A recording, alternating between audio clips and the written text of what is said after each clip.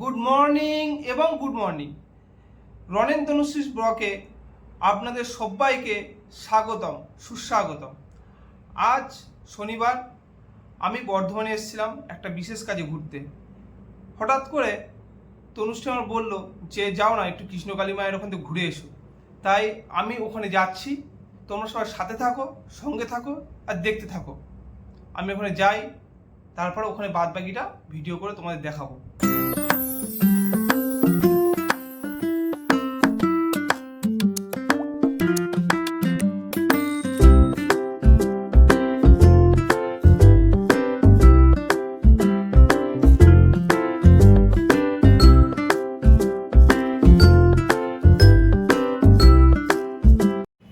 এই হলো আমার রুম। এই রুমে আমি ছিলাম, শক্তিগড়ের খুব কাছাকাছি রুমটা। এখানে আমি আছি বেশ কিছুদিন। চলে যাব মঙ্গলবারই চলে যাব, এখান থেকে রওনা দেবো, বাড়িতে যাব। এই হলো আমার হেলমেট।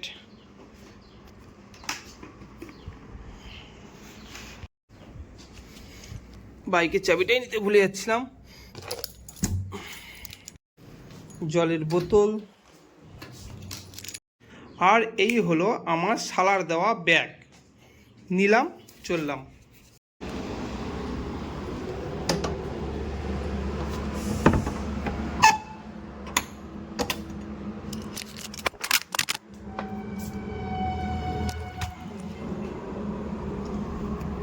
মোবাইলটা একটু পড়েই গেছিলো হাত থেকে আচমকায়, আসলে স্ট্যান্ড ট্যান্ড কিছু নেই তো, ওই জন্য একটু অসুবিধা হচ্ছে।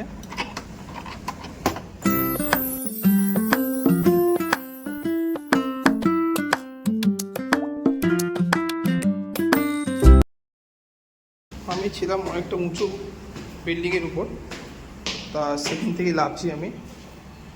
কত সুন্দর গাছ, চারিদিকে গাছপালা লাগিয়ে রেখেছে, দেখতে খুব সুন্দরই লাগছে। এই হলো আমার বাইক, এইটা নিয়ে আমি যাত্রা শুরু করব। এই হোটেলটার নাম হলো গোপাল ভাঁড়।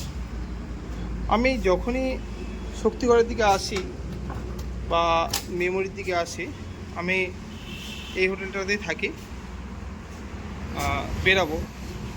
বেরিয়ে গেলাম। আর এটা দেখেছো, পাশে একটা ছাতাও রেখেছি। এটা আমার বুদ্ধি না, আমার স্ত্রী, আমার বইয়েরই বুদ্ধি। বললো ছাতা নিয়ে যাও, যদি কোথাও বৃষ্টি বৃষ্টি আসে ভিজবে। তা ছোটো ছাতা দিচ্ছিল, আমি বললাম সেই জলে ছাতা দিচ্ছে তো বড়ো ছাতায় দিয়ে দাও বলে পাশে ছাতাটা পেতে নিলাম। এই হোটেলটাতে আমি এখন আছি আর কি। এখান থেকে বেরাবো, মন্দিরের উদ্দেশ্যে রওনা দেবো। বেশি দূর না, 7 কিলোমিটার, শক্তিগড়ের কাছাকাছি।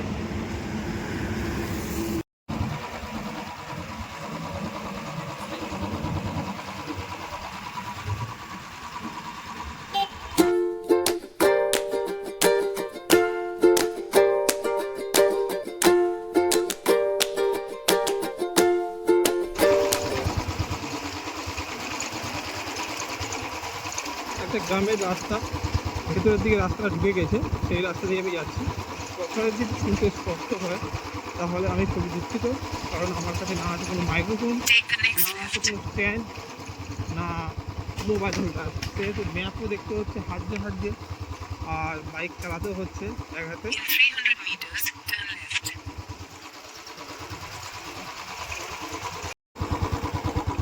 হয়তো এর থেকেও কোনো একটা ভালো রাস্তা আছে, আমি ঠিক জানি না। আমাকে ম্যাপে এই রাস্তাটা দেখাচ্ছে, তাই আমি এই রাস্তায় যাচ্ছি।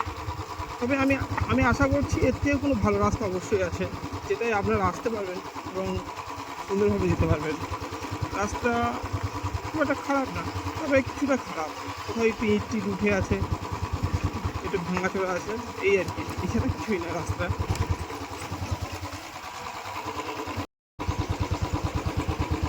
বলেছিলাম ভালো রাস্তা পাবো, পেয়েও গেলাম ভালো রাস্তা।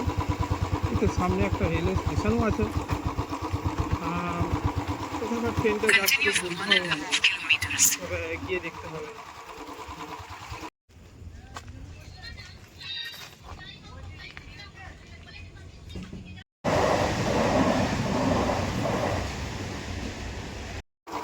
সামনে একটা মাইলস্টোন ছিল, জায়গাটার নাম লেখা আছে গঞ্জমোড়, আর 4 কিলোমিটার, তার মানে সামনে হয়তো গঞ্জমোড় পড়বে।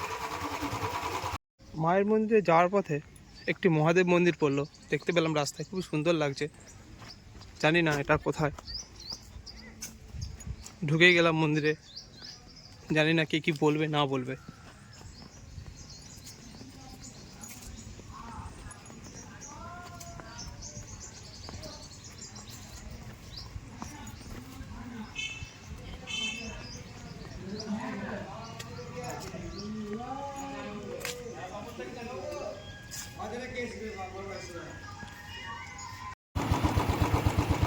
মনে হয় আমি চলে এসেছি।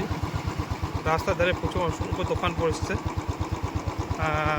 এবারে মন্দিরে ঢুকবো, গাড়ির পার্কিং আছে কোথায় দেখবো। হ্যাঁ, এটাই মনে হচ্ছে মন্দির এরিয়া। দেখি, যাওয়া যাক। ডোলাটা নিয়েই নিলাম, নিয়ে মন্দিরের উদ্দেশ্যে রওনা দিচ্ছি। সামনে মন্দির, আমি এসে কোনো একটা দোকানদারের কাছ থেকে ডিটেলস নিয়ে নেব।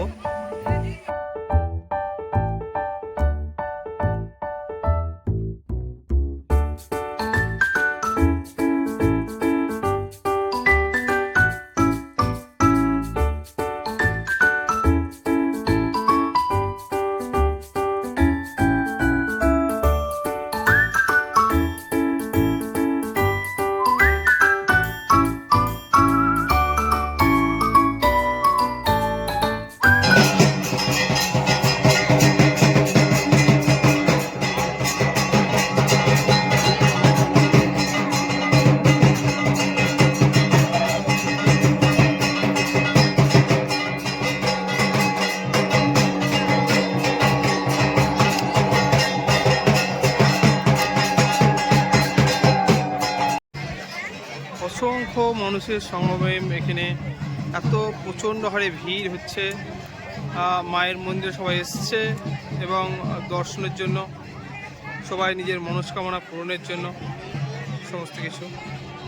আর তার সাথে দেখতে পাচ্ছেন এখানে এই মায়ের মন্দিরটা হওয়ার কারণে, আর মা এখানে আবির্ভূত হওয়ার কারণে এখানে অসংখ্য মানুষের প্রতিদিনের খাওয়া দাওয়ার খরচাটাও এখান থেকে এরা দোকানদারি করে এবং সমস্ত কিছু করে ইনকাম করতে পারছে।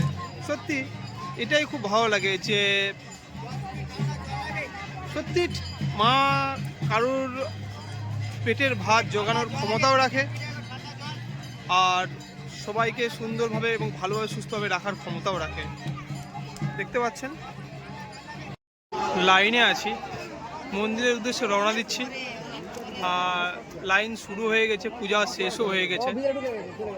চাই মায়ের ধারে, মায়ের মন্দিরের কাছে যাই এবং মায়ের কাছাকাছি গিয়ে আমি ভিডিও পোস্ট করে আপনাদের দেখাচ্ছি কি ঘটনাটা ঘটছে এবং ওখানে মাকে কীভাবে পূজা আচ্ছা করা হচ্ছে, সমস্ত কিছু। সবাই নিজের মনস্কামনা নিয়ে এসছে পূরণ করার জন্য। কেউ কেউ এমনি মাকে দেখতেও এসছে, পূজা দিতেও এসছে। এটা হলো মায়ের মন্দির, এখানে আমরা যাব, পুজো দেবো সবাই। লাইনে আছি।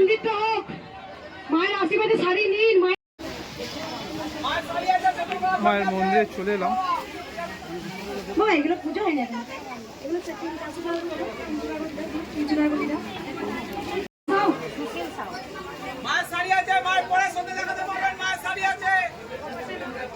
মায়ের আশীর্বাদী শাড়ি আছে, আমরা নীল মাল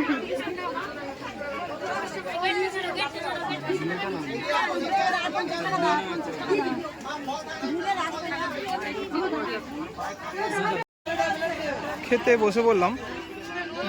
এখানে মন্দির থেকে বেরিয়েই একটা ছোট মতন হোটেল আছে, সবাই সেখানে খাচ্ছে খুবই কম টাকায়, 50 টাকায় 1 প্লেট ভাত খাচ্ছে। দেখো সব রকম সবজি দিয়েছে।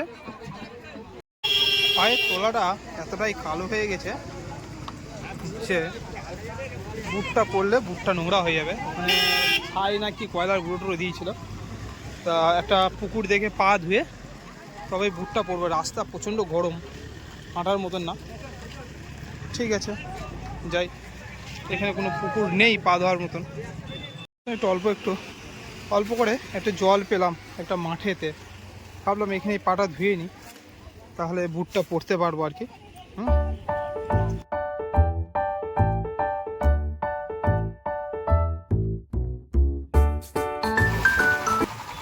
ফিরে যাচ্ছি, যে হোটেলটায় ছিলাম সেই হোটেলটার দিকে আবার ফিরে যাচ্ছি।